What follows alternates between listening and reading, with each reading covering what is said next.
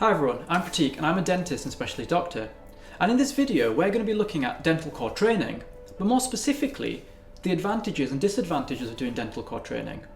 I did 2 years of dental core training and there are lots of things looking back I wish I'd known before I embarked upon this. So hopefully through this video I'll give you a bit more information so that you can make an informed decision about whether you want to go ahead with dental core training.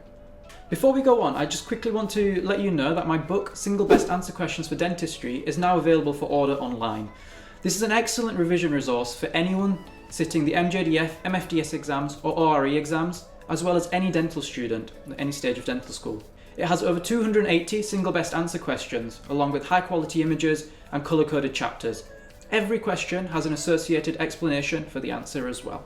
You can get this book directly from the Wiley website and use the code VBT65 for a 20% discount, or alternatively you can get it from any other leading bookstore. I really hope you find this book useful. It's taken a lot of work, but I'm very proud with what we've got at the end of it. If you do find it useful, then please share it with other people. All the links, the discount codes, everything are in the description below. So what is dental core training? Dental core training refers to postgraduate training that you can do following your foundation year. Dentists will typically qualify from university, and if they want to work on the NHS, they'll go and do their foundation year, and then you've got the option of doing these extra dental core training years. You don't have to do them immediately after foundation year, though most people, if they're going to do them, tend to do them at this point. You can do up to 3 years, though you don't have to do all 3 years, and you can do a range of specialties, and every year that you do could be a different specialty. I will put links to the applicant guide in the description, which gives you a bit more information, but I think the most important thing from this video that I want you to be aware of are the advantages and disadvantages of doing dental core training. In terms of my experience, I did 2 years of dental core training. I did 1 year in a large teaching hospital doing maxillofacial surgery, and then my second year in a smaller district general doing maxillofacial surgery. And I've stayed on there now doing specialty doctor role. Personally, I found dental core training extremely valuable and I'd recommend it to anyone. But before I went on dental core training, I found there was a lack of resources to inform me as to what the advantages and disadvantages would be of actually doing it. And now looking back, there are certain things that I'm more aware of that I'd wish I'd known then, and hopefully through this video I'll give you a better idea of those things. So similar to your foundation year, dental core training is a national recruitment process. So you all apply via an online platform, you then get chosen for interview, and then you get ranked based on your interview results and matched up with jobs. I will do a bit more about this in a separate application video regarding dental core training, both for during COVID as well as one for later on once hopefully COVID has all settled down. But that's a brief overview of what dental core training involves. Some people may know it as a senior house officer role, SHO role, but now the most up-to-date term is dental core trainee. The most important resource to visit is the CopDend website that has all the documents in terms of the applicant guide, the job descriptions, the process of interviewing, everything is there. All the dates regarding the application are also on there, though they are here as well, and that will help you kind of guide you through your application. So even before we look at the advantages and disadvantages of doing dental core training, the first thing that you need to consider is why do you actually want to do it? Is it just because someone has mentioned dental core training so you think, well, this is something I have to do as part of my training? Or is it a genuine interest in some of the topics and subjects involved with dental core training? But it's really important that you identify your exact reason for wanting to do it. There are lots of jobs available, although this number reduces as you go through the core training years. And yes, majority of those jobs are maxillofacial surgery, but there are other jobs such as public health, restorative dentistry, pediatric dentistry, and so there is something there for everyone to try. So in order to do this video, I considered my own opinions, but I also spoke to current and ex-dental core trainees to see what they thought about the job, what they wish they'd known, and what they've learned now to hopefully better inform you so that you can make a good decision. So let's look at the reasons for doing dental core training and the advantages that you can get from doing dental core training. One of the big ones is just getting extra experience. When we qualify from dental school, we often have a very broad overview of everything, but not in much detail. And particular areas, for example, in my case, I wanted to get good at managing medically compromised patients. I didn't want to get worried when a patient comes into my practice and is on 10, 20 different medications. I wanted to get better at doing my surgical extractions so that, again, if I'm in dental practice, I'm not worried about this. If you're interested in restorative dentistry, you may want to get extra experience doing this. And so the dental core training year gives you a very good protected year where you're supervised, you get interesting cases, And so you can use this to build your experience, which hopefully you can then take on to your following job role, whether that's in specialty training or whether that's back in practice. The other advantage in terms of gaining the extra experience is during your dental core training year, you can be a bit more bold and you can try things that you necessarily wouldn't try when you're on your own in a dental practice. And for me, going through the dental core training year, I've learned a huge amount that's made me far more comfortable in certain situations. And I think this is confidence that I've gained from the extra experience from my dental core training year.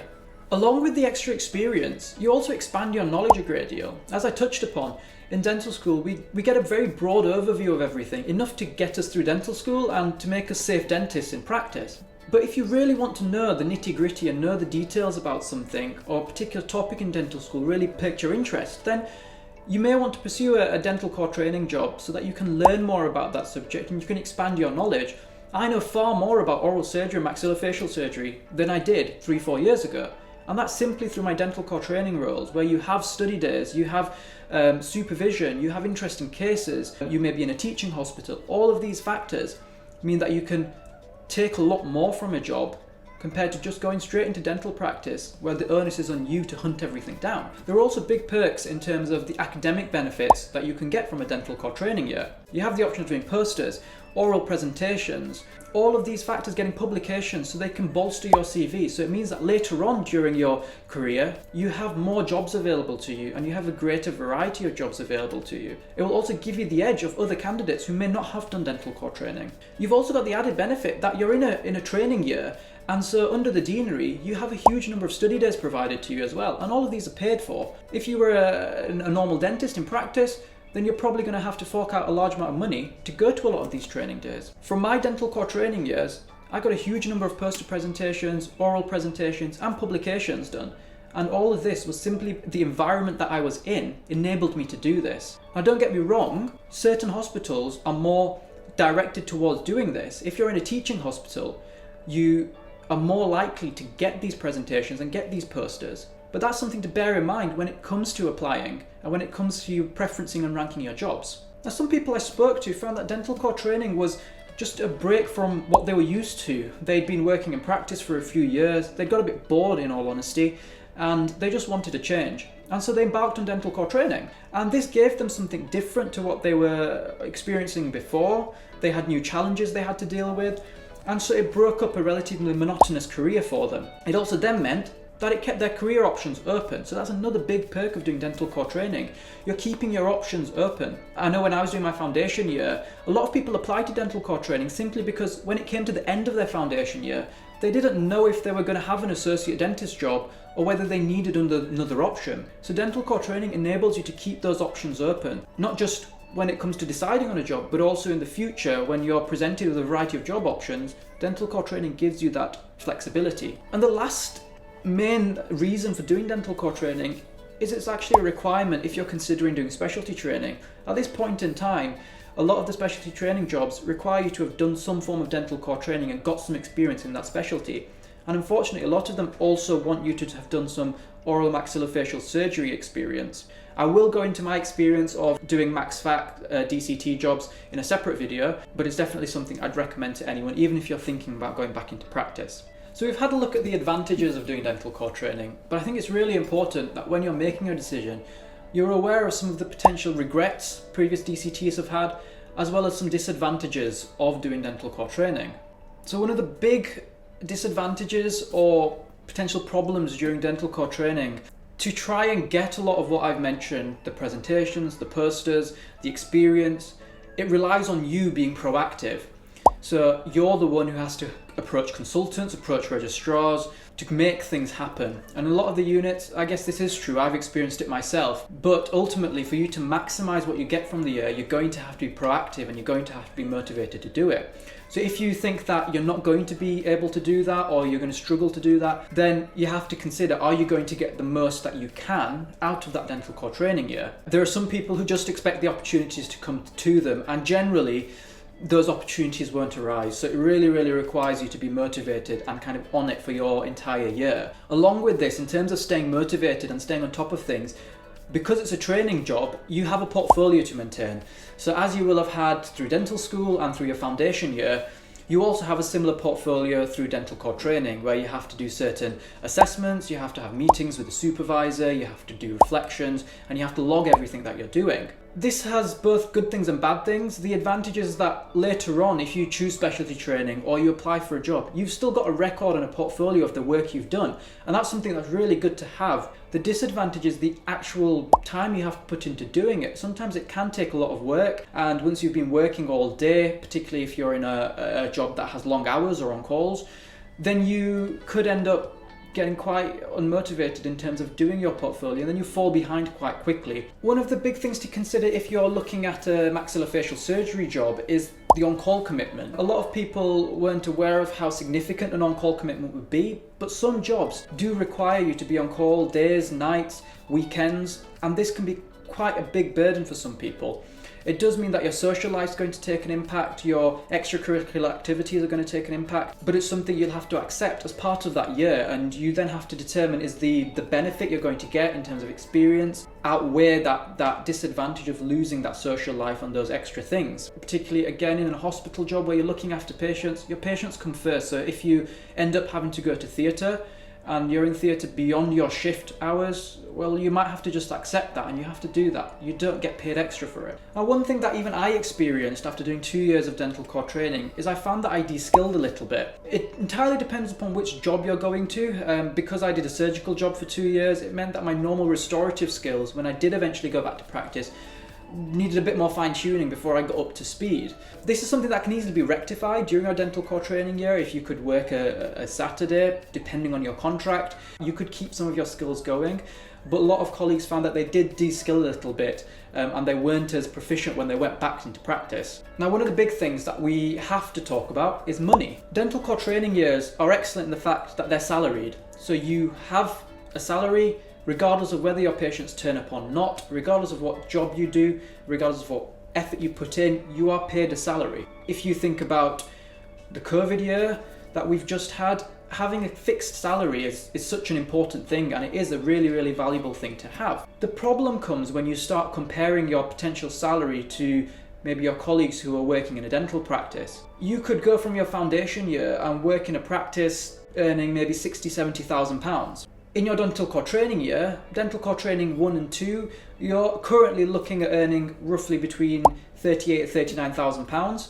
And this is before any on-call commitments are added on. So once you have on-call commitments added, you do get a boost to your salary, but it's still not going to be comparable to what your colleagues may be earning in practice. And particularly because you'll be sacrificing a lot of your social life and your other activities in order to earn that money. Once you go into DCT3, you're looking at a slight uplift, and you're looking at maybe around 49,000. And again, this is before your on-calls are taken into account, so it's your base salary. But again, the number of years you've probably spent going through to dental core training, it's your 3rd year. If you're in practice, you'd probably be earning more than that. So again, it's something that you need to consider. Are you there for the money? In which case, is working in practice better? Or are you there for the experience? You accept that you're going to have to contribute some goodwill. You accept you're going to have to work a little extra for that money. And the last thing that does become important, and this is probably why most people will do this early on in their career, is you may have to relocate with dental core training. Because it's a national recruitment program, because you could get a job anywhere in the country, you may have to move quite significant distances in some cases in order to get that job that you want or get the experience that you want. And that's particularly important for jobs where there is a lack of them in the core training pathway. So certain specialties have very, very few number of jobs, and if you're thinking that that is the only specialty you want to do, then it may mean you do have to relocate and you have to move in order to gain access to that job. Particularly early on in your career where you may not be settled, you may not have other commitments in the area, this may be something you can easily do. However, later on, it's something that becomes a bit more difficult, and it may be something that again impacts your decision. So I hope you found this video useful in terms of looking at the advantages and disadvantages of doing dental core training. Like I said, I think it's something that's really important to consider when you're making your decision. In my opinion, the advantages significantly outweigh the disadvantages. From my 2 years that I did, I gained a huge amount that I don't think I would have gained if I went into practice. But everyone's different, your requirements are different, your wants and needs are different, and so consider what we've just been through and see whether dental core training is for you. I will be doing separate videos on the interview process and the application process, along with some tips and tricks, so keep a lookout for them. Please make sure you subscribe and hit the notification bell so that you can get informed when these videos come out. So in every video, I'm hoping to give you a recommendation that I think will help in terms of educational resources. So in this first video, my first recommendation is the Protrusive Dental Podcast. Now this is a podcast run by one of my good friends, Jazz Gulati, and he's been running it for a few years now, and it's a phenomenal podcast. Jazz is an excellent host and he's very relatable in terms of how he provides the content to you, and the guests that he has are world-renowned experts in their field, so it means that every time you listen to one of these podcasts, you're going to gain some information. I'll put a link to the podcast in the description below, and you can get access to it on anywhere you listen to your podcasts, so please make sure you check it out. It's an excellent resource that's definitely going to further your education. So I hope this video has been useful. Like I said, please like, comment, subscribe and hit the notification bell. It will help me, it'll help me provide you more videos, and if there's any content that you're wanting, please leave a comment below. Take care.